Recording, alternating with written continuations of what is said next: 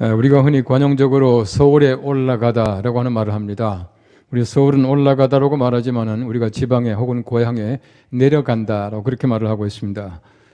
수도를 기준해서 동서남북 관계없이 그 수도 쪽으로는 서울 쪽으로는 올라가다라고 하는 표현을 쓰고 또 지방 쪽으로는 내려가다라고 하는 표현을 쓰는 것을 우리가 잘 알고 있습니다. 제가 왜 서울에 올라가다라고 말을 쓰는가 해서 찾아보니까 아주 단순합니다. 원래 그 서울 수도에는 그 임금이 살고 계셨기 때문에 임금이 있는 곳은 올라가다라고 표현했다. 그렇게 얘기를 하고 있더라고요. 어쨌든 임금이 계시는 곳이다라고 하는 것은 높은 곳이기 때문에 우리가 올라가다라고 하는 표현을 썼고, 또 우리가 임금이 있는 곳에서 우리가 지방으로 또 우리 고향으로 내려갈 때는 내려가다라고 그렇게 표현을 했다라고 하는 것입니다. 옛 선비들은 보시면은 그 한양에 올라와서 이제 과거를 봅니다. 이제 급제하게 되면은 한양을 중심으로 해서 삶을 살다가 모든 일이 다 끝나게 되면은 낙향한다, 또 그렇게 말합니다. 이제 고향으로 떨어진다는 얘기입니다. 내려갔다, 이제 그렇게 표현을 하고 있습니다. 관직에 있다가 관직에서 그만두는 사람을 낙마했다라고 하는 말을 씁니다. 관직에 있을 때는 말을 타고 이제 폼을 잡으면서 딱 가다가 이제 관직에서 떨어지게 되면은 말을 타지 않고 걸어 다닌다라고 하는 표현으로서 낙마하다, 이제 그렇게 표현했던 것입니다. 그래서 우리가 흔히 말하기를 상경한다는 말을 하고, 또 우리 고향에 내려가는 것은 하향한다, 또 하향, 또 우리가 낙향, 그런 말을 쓰게 되는 것을 잘 알고 있습니다. 여러분, 성경 말씀에도 보시면은 예루살렘이라고 하는 곳은 항상 올라갑니다. 예루살렘은 내려가는 법이 없습니다. 그리고 여호와의 전에도 마찬가지로 내려가는 법이 없습니다. 성경 전체에 보시면은 예루살렘에 올라갔다라고 하는 말이 40번 나오고, 예루살렘 성전에 올라갔다, 여호와의 성전에 올라갔다라고 하는 얘기가 20번 나옵니다. 굉장히 많은 단어 가운데 보시면은 예루살렘에 올라갔다, 성전에 올라갔다, 그렇게 표현하는 것을 우리가 잘 알 수가 있습니다. 예수님께서 선한 사마리아 사람의 비유라고 말하고 있는 누가복음 10장 말씀에 보시면은 30절 말씀에 이렇게 말합니다. 어떤 사람이 예루살렘에서 여리고로 내려가다가 강도를 만나매 라고 말하고 있습니다. 어떤 설교를 들어보니까 목사님이 아주 열심히 설교를 합니다. 설교를 열심히 하면서 이 사람이 왜 강도를 만났습니까? 예루살렘에서 여리고로 내려가다가 강도를 만났습니다. 그렇게 얘기하더라고요. 그 말은 좀 틀린 말 같아요. 다시 말하면 예수님께서는 내려간다고 해서 강도를 만났다는 얘기가 아니고, 강도를 만난 사람에게 어떻게 우리가 대해 줘야 되느냐 하는 것을 예수님께서 말씀하셨는데, 그분은 한 시간 내내 얘기하는 것이 예루살렘에서는 여리고로 내려가면 안 됩니다, 거룩한 도시에서 내려가면 안 됩니다, 이 말만 자꾸 하시던데, 그 말은 이게 성경 말씀을 조금 잘못 해석하는 것 같아요. 어쨌든 보십시오. 여리고에서 예루살렘에 올라가다가도 강도를 만날 수는 있습니다. 예수님께서 말씀하시는 것은 그 뜻이 아니라고 하는 얘기입니다. 여러분, 예루살렘이라고 하는 그 도시는 해발이 한 790m 정도 됩니다. 상당히 높은 고지에 있는 도시예요. 거기다 모리아산이 있습니다. 모리아산이라고 하는 언덕이 있는데 그 위에다가 예루살렘 성전을 지어 놓으니까 얼마나 높이 보이겠습니까? 또 멀리서 봐도 얼마나 찬란하겠습니까? 그들이 예루살렘에 올라갈 때마다, 예루살렘 성전 바라볼 때마다 항상 올려보면서 올라갔고, 보면서 그렇게 감동하고 감격하고 기뻐했던 것을 우리 성경 말씀을 통해서 볼 수가 있게 되는 것입니다. 예루살렘 성전이라고 하는 것은 제1성전은 솔로몬에 의해서 건축이 되었습니다. 건축이 되었다가 느부갓네살 왕이 들어와서 침공해서 예루살렘을 다 부셔버리고 예루살렘 성전도 파괴되어 버리고 말았습니다. 다시금 이제 40년, 70년 만에 다시금 돌아옵니다. 돌아올 때에 고레스 칙령으로 말미암아 예루살렘에 다시 돌아와서 이 스룹바벨이라고 하는 사람이 돌아와서 예루살렘 제2성전을 다시금 건축하게 되었습니다. 이 제2성전도 마찬가지로 로마의 폼피우스 장군에 의해서 파괴되어 버리고 말아요. 오랫동안 예루살렘 성전이 없었습니다. 그러다가 예수님 당시에 성전이 있었는데 이 성전은 헤롯 성전이라 그렇게 말합니다. 헤롯 성전이라고 하는 것은, 헤롯이라고 하는 사람은 유대 사람이 아니에요. 하나님 아는 사람이 아니었습니다. 성경 보시면 헤롯이라고 하는 사람은 분봉왕이었는데 이 분봉왕인 헤롯은 이둠의 사람이라 그렇게 말합니다. 에돔 사람이었습니다. 에돔 사람이 분봉왕이 되어서 유대 사람들에게 환심을 사기 위해서 세우는 그 성전이 바로 제3성전 헤롯 성전이었습니다. 여러분, 예수님께서 이 헤롯 성전을 바라볼 때마다 얼마나 속이 불편했겠습니까? 얼마나 마음이 안 찼겠습니까? 다시 말하면 하나님을 찬양하기 위해서, 하나님께 드려지기 위해서 지은 성전이 아니라 헤롯이 자기의 어떤 정치적인 목적으로 환심을 사기 위해서 세운 성전이기 때문에 예수님께서는 늘 불편해하셨어요. 그런데 바로 이 성전도 주 70년에 로마의 티토 장군에 의해서 파괴되어 버리고 말았습니다. 여러분 성경 말씀을 잘 보시면은 성전이라고 하는 것이 여러 가지 많은 말로 얘기합니다. 제가 한 몇 년 전에 시편의 교회라고 하는 40일 특별 새벽 기도를 했습니다. 그때도 보십시오. 시편에도 보시면은 여호와의 성전, 성소, 여호와의 집, 주의 집, 하나님의 집, 주의 전, 여호와의 처소 등등 얼마나 많은 표현을 가지고 성전을 얘기하는지 모릅니다. 왜 성전을 이렇게 많은 말을 가지고 표현하겠습니까? 성전은 사람들의 마음속에 여러 가지 많은 표현을 할 수가 있습니다. 내 고향이라 말할 수가 있고요. 내 어릴 때 추억이라고 말할 수도 있고요.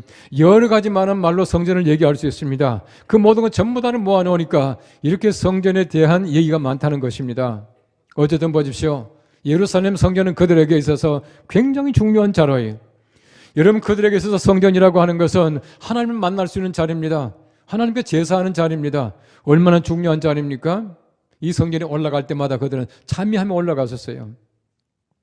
특별히 올해 시편 122편에서부터 134편까지 말씀 보시면은 성전에 올라가는 노래 그렇게 말하고 있습니다.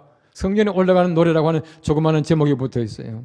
이런 보십시오. 성전에 들어가는 노래가 아니에요. 성전에 가는 노래도 아닙니다. 성전에 올라가는 노래예요. 왜 그들이 성전에 올라간다 말했겠습니까? 거기 하나님이 계셔요. 비록 그들이 아주 거창하게 지은 셈이 아니라고 할지라도 성전은 하나님이 계시는 자리예요. 하나님이 계시는 자리이기 때문에 높은 자리입니다. 임금이 계시는 그곳을 올라간다라고 말했는데 하물며 하나님이 계시는데 올라가지 않겠습니까? 그 올라가는 찬송이 122편이에요. 122편이라고 하는 것은 그들이 절기 때마다 올라가며 부른 찬송입니다. 여러분 그들에게는 6월절과 77절과 그리고는 그들이 초막절 이 세 가지 절기를 지켰습니다. 절기 때마다 그들은 예루살렘에 올라갑니다. 왜 예루살렘에 올라갑니까? 예루살렘 다른 것이 아니라 성전 때문에 예루살렘에 올라가는 것이에요. 하나님께서는 말씀합니다. 그 절기 때마다 성전에 올라가라 라고 말씀을 하셔요.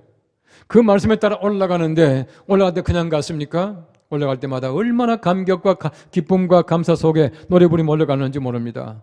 그 찬미가 바로 120편에서 134편이고 122편은 특별히 그들이 절기를 지킬 때 올라가면서 부른 찬송이었다. 그렇게 말하고 있습니다. 우리가 마찬가지입니다. 주일날 교회 나올 때마다 얼마나 이 교회가 아름답습니까? 이 교회 올 때마다 여러분의 입에 찬송이 있기를 바랍니다. 하나님 앞에 감사가 있기를 바랍니다.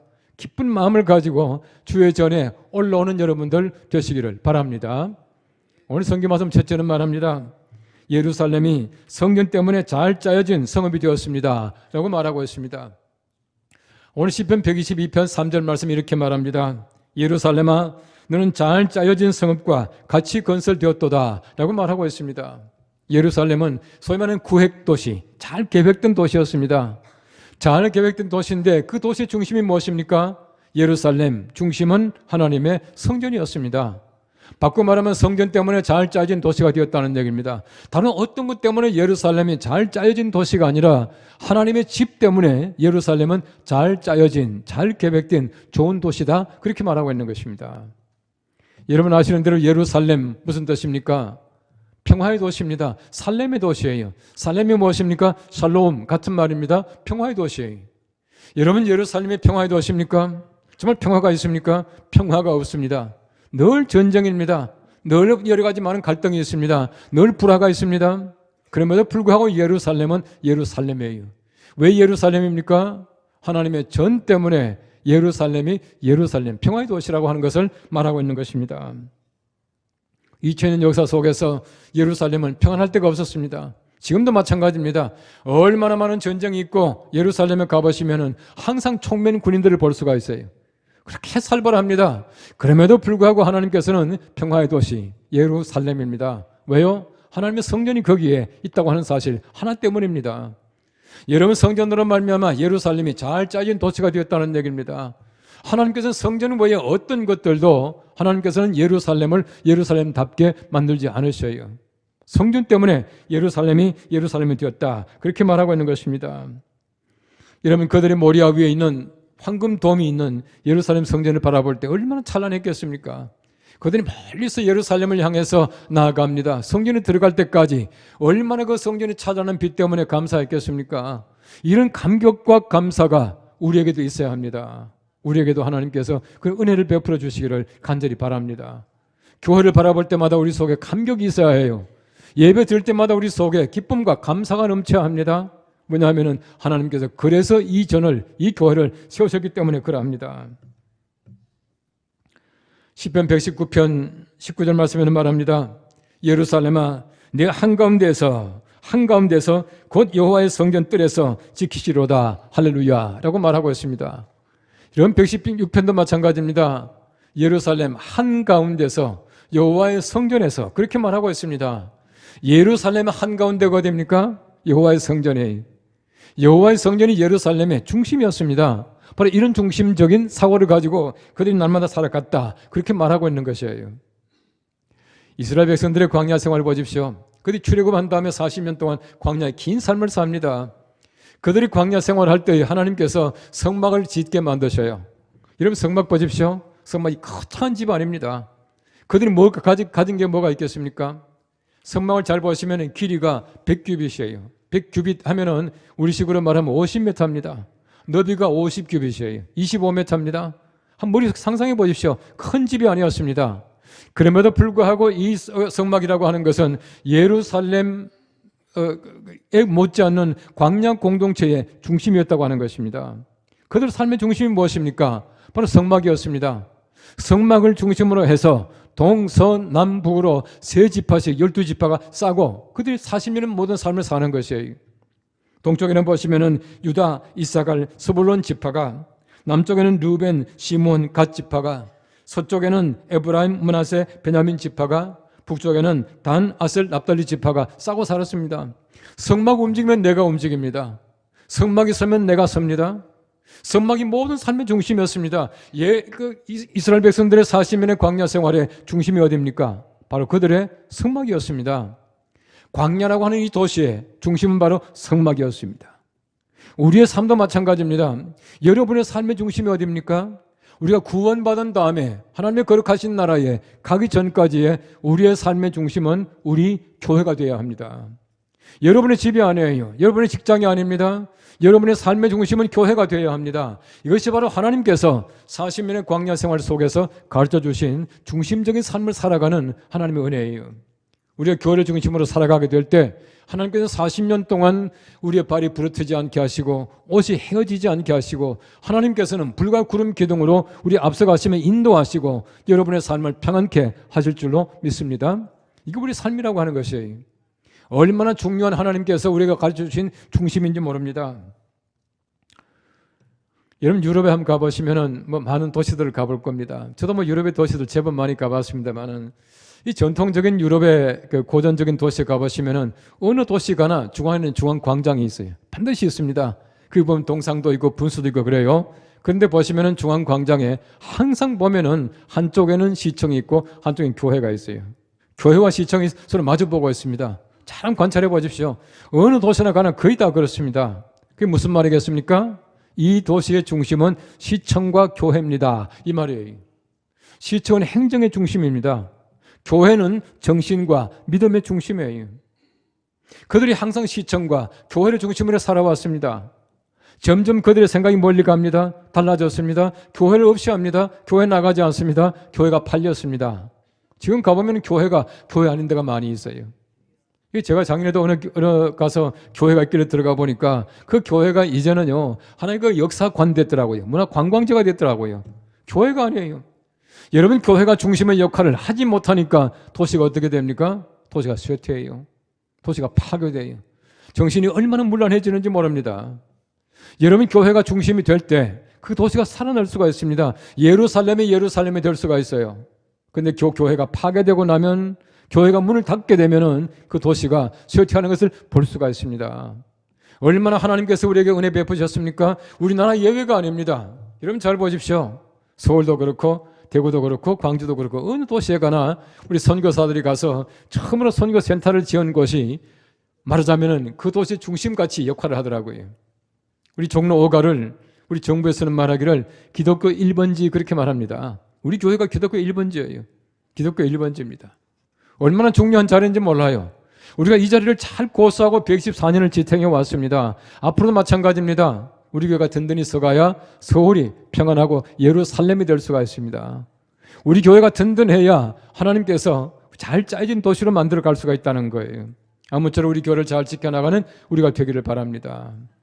수많은 사람들이 왜 교회를 나가지 않느냐, 이 교회를 비판하는 사람들의 얘기입니다. 잘 이렇게 우리 설문조사를 해서 분석을 해보니까 교회에 대한 불만 1위가 뭐냐? 일요일에 너무 시끄럽다. 29.9%. 너무 시끄럽다는 겁니다. 여러분, 찬송 소리가 시끄럽다라고 말하니까 이거 되겠습니까? 우리 싸우는 소리가 아니잖아요. 이 소리가 좋아야 되는데 이 사람들이 이 소리를 듣지 못해요. 알지 못한다는 얘기입니다. 그 외에 보시면 전도를 심하게 한다. 또 무슨 주차 문제가 있다. 교통이 복잡하다. 강요가 심하다. 가정 방문한다. 등등 이런 것들이 나오더라고요. 여러분, 교회가 교회답기 위해서는 많은 사람들에게 교회가 호감을 줘야 합니다. 교회에 대한 불만이 없어져야 해요. 우리 주차하는 문제나 우리 교회가 이 자리에 있음으로 말미암아 지역 사회에 우리가 좋은 영향력을 끼쳐야지, 우리 교회가 있음으로 이 지역에 땅값이 내려갔다, 이거 안 된다는 얘기예요. 이런 종로 5가가 우리 교회 때문에 땅값 오르기를 바랍니다. 이 부동산 얘기해서 미안합니다만은 그게 무슨 말이냐 하면 우리가 사회에 대한 공헌이라고 하는 것이에요. 우리 교회가 있음으로 말미암아 지역 사회와 우리 서울과 우리나라가 잘 돼야 해요. 하나님께서는 바로 예루살렘에 바로 성전을 중심으로 해서 잘 짜여진 좋은 도시가 되게 하셨다는 것입니다. 그렇게 함으로 말미암아 평화의 도시가 될 줄로 믿습니다. 우리 교회가 그 역할을 잘 감당해 나갈 수 있게 되기를 바랍니다. 오늘 성경 두 번째는 말합니다. 모든 지파가 여호와의 이름에 감사하려고 성전에 올라갑니다 라고 말합니다. 오늘 122편 4절 말씀 말합니다. 지파들 곧 여호와의 지파들이 여호와의 이름에 감사하려고 이스라엘의 전례대로 그리로 올라가는 도다 라고 말하고 있어요. 모든 지파입니다. 모든 지파예요. 여러분, 12지파가 한결같이 예루살렘 성전에 올라갔다, 그렇게 말하고 있어요. 학자들은 말합니다. 바로 이 시편 122편은 아마 이스라엘이 분국되기 전에, 북이스라엘과 남유다로 갈라지기 전에 통일왕국 때 지은 시편이다, 그렇게 말합니다. 어쨌든 보십시오. 12지파가 한결같이 다 올라갔다는 얘기입니다.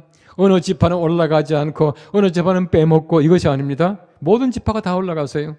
모든 지파가 다 올라갔다, 무슨 말이겠습니까? 모든 성도들이 다 교회 나갔다는 얘기, 모든 사람이 다 올라갔다는 얘기입니다. 여러분 보십시오. 정말 우리가 모든 사람이 다 올라왔습니까? 여러분, 주의 전에는 모든 사람이 다 올라와야 해요. 우리 가족이 다 와야 합니다. 빠짐없이 올라와야 합니다. 여러분의 자녀가 와야 하고 여러분의 가족들이 와야 우리 교회가 좋은 하나님의 전이 될 수가 있다라고 하는 것입니다. 이스라엘 사람들의 정성을 보십시오. 모든 지파가 한결같이 주의 전에 올라가기를 그렇게 열망한 겁니다. 찬송 부르며 기뻐하면서 감사하면서 올라갔다, 그렇게 말하고 있거든요. 여러분 잘 들으십시오. 전도보다 더 중요한 것은 여러분의 가족들이 한결같이 교회에 다 나오는 겁니다. 전도하지 말라는 얘기 절대로 아닙니다. 전도도 중요하지만은 우리 가족들이 한결같이 올라오는 것, 모든 지파가 빠짐없이 주의 전에 올라와서 예배하는 것이 하나님이 더 기뻐하셔요. 우리 모든 가족들이 빠짐없이 주의 전에 나와 예배하는 귀한 가족들 되시기를 간절히 바랍니다. 우리 구원의 목적이 무엇입니까? 늘 얘기하지만은 예배입니다. 예배입니다. 하나님께서는 출애굽시키신 이스라엘 백성들에 대한 목적이 나와 있어요. 너희가 가서 제사하라. 출애굽의 목적은 제사입니다. 우리 구원의 목적은 예배입니다. 예배케 하기 위해서 하나님께서 구원하셨는데, 구원받았다라고 말하면서 우리가 예배 드리지 않는 것 얼마나 앞뒤가 맞지 않는지 몰라요. 구원받았으면 반드시 예배해야 해요. 예배하는 것은 바로 구원받았다고 하는 증거입니다. 하나님께 대한 구원에 대한 감사합니다. 이것이 날마다 있어야 우리가 오로지 하나님 앞에서 예배 드린 자가 될 수 있다고 하는 것을 말씀해주고 있는 것이에요. 이스라엘의 전례대로라고 말하고 있습니다. 이 전례라고 하는 말은 에두트라고 하는 말인데, 전례는 말은 뜻입니다. 하나님의 규례와 약속이에요. 하나님의 규례와 약속입니다. 우리가 구원받을 때 하나님과 우리 사이 약속이 있습니다. 여러분, 약속이 다 있어요. 세례 받을 때 약속이 다 있습니다. 예배 참석하겠습니다, 그랬잖아요. 구원하실 때 하나님께서 뭐라 그럽니까? 구원해 줄 테니까 예배할래. 출애굽시켜 줄 테니까 제사할래. 하나님께서 약속하셨잖아요. 그 약속을 우리가 지켜야 된다는 겁니다. 그 전례대로 모든 지파가 성전에 올라갔다, 그렇게 말하고 있는 것입니다.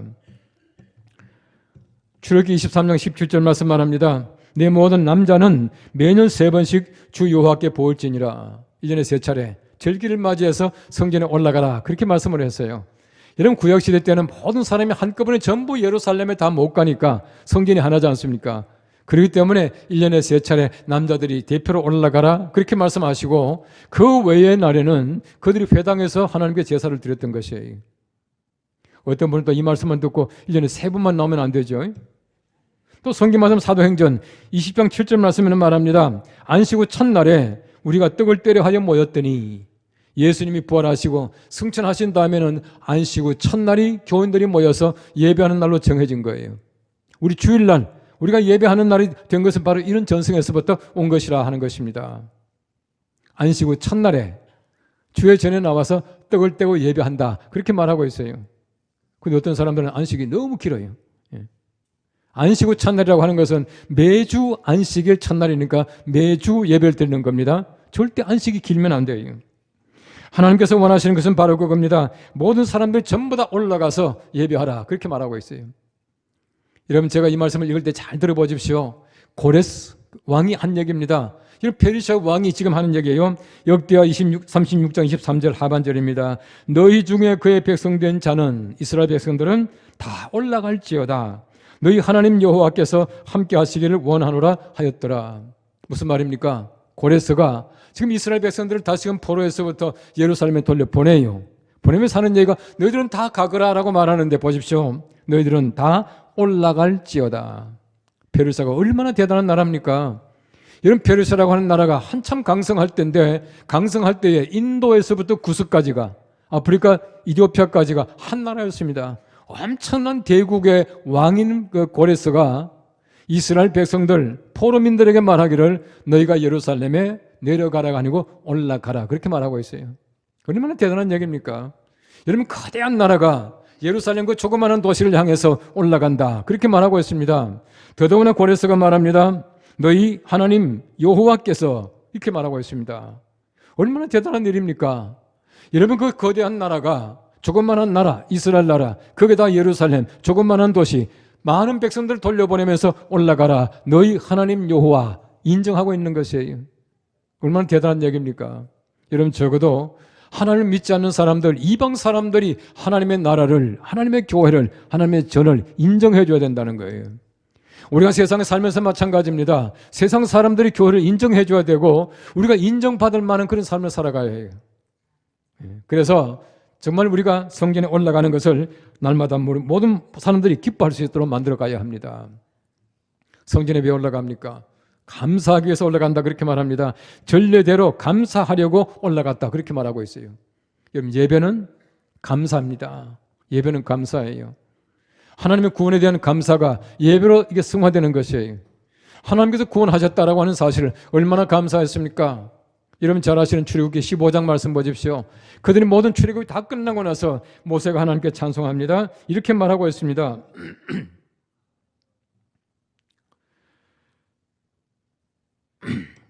내가 여호와를 찬송하리니 그는 높고 영화로우시며 말과 그 탄자를 바다에 던지셨음이로다 라고 말하고 있습니다. 무슨 말입니까? 그들이 구원받았으면 하나님 앞에 감사하는 것이에요. 또한 15장 21절 말씀에는 미리암의 찬송이 나옵니다. 여호와를 찬송하라. 그는 높고 영화로우시며 말과 그 탄자를 바다에 던지셨음이로다 라고 말하고 있습니다. 우리 예배가 감사가 있어야 돼요. 날마다 올라가는 감격과 기쁨과 하나님께 대한 감사가 있어야 올바른 예배가 될 수가 있습니다. 그 예배하러 사람들이 올라갔다. 모든 지파가 빠짐없이 올라갔다라고 말하고 있는 것입니다. 여호와께 감사하라. 그는 선하시며 그 인자하심이 영원하미로다. 얼마나 성경 말씀에 많이 반복됩니까? 특별히 시편 136편 말씀 보시면은 26절 계속해서 여호와께 감사하라. 그는 선하시며 그 인자하심이 영원하미로다라고 반복하고 있어요. 하나님의 선하시며 인자하심 때문에 감사하는 것이 우리의 예배입니다. 성전에 올라가서 하나님 앞에 감사하며 모든 지파가 모든 가족이 빠짐없이 예배하는 우리 교회가 되기를 바랍니다. 예배는 분명한 장소가 있습니다. 하나님께서 얼마나 제사를 기뻐하십니까?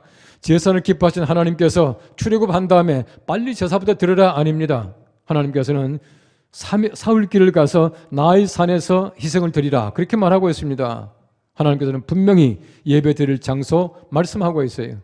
이 하나님께서는 절대로 아무렇게나 아무 데서나 예배하는 것을 원치 아니하셔요. 우리 연동교회 교인들은 연동교회 와서 예배 드려야 진짜 예배입니다. 왜 그런지 아십니까? 그게 연동교인이에요. 바꿔 말하면 우리가 아무 데나 가는 사람이 아닙니다. 교회는 연동교회 와서 예배 드리는 건 아무 데나 가서 아무렇게나 아무 교회나 드리는 것이 아닙니다. 다른 교회 구원이 없는 것이 아닙니다. 다른 교회 예배가 아닌 것이 아닙니다. 그러나 우리의 예배라고 하는 것은 연동교회 와서 드리는 것이 올바른 예배예요. 하나님께서 그래서 사흘길을 가서 내 산에 와서 그때 제사를 드리라 그렇게 말씀하고 계시는 것이 간혹 늦잠 잡니다. 일어나 보니까 늦게 생겼어요. 늦어도 오십시오. 그게 예배입니다. 하나님께서 기뻐하시는 귀한 예배를 드릴 수 있도록 우리 날마다 성전을 사랑하십시오. 그리고 예배에 목숨을 거십시오. 예배는 우리의 구원의 목적입니다. 아무쪼록 하나님께서 세운 귀한 교회를 날마다 향해서 올라올 때마다 기뻐 찬송하고 감사로 예배하고 하나님께 영광 돌릴 수 있는 우리 교회, 우리 모두가 될 수 있기를 간절히 바랍니다. 기도하겠습니다. 우리 하나님 감사합니다. 예루살렘 성전을 향하여 올라가며 그들이 예루살렘 성전을 날마다 기뻐하며 감사했던 것처럼 하나님이 세우신 귀한 교회 날마다 올라올 때마다 우리의 마음이 벅차고 기쁘게 하시며 감사로 예배하게 하시며 그렇게 함으로 말미암아 주님이 영광 받으시기를 원합니다. 하나님 모든 지파들이 감사하려고 올라갔다는 것처럼 우리 모든 가족들이 빠짐없이 주님 전에 나와 예배하는 귀한 가정이 되게 하시고 우리 교회가 될 수 있게 은혜를 다하여 주시옵소서. 예수님의 이름으로 기도합나이다.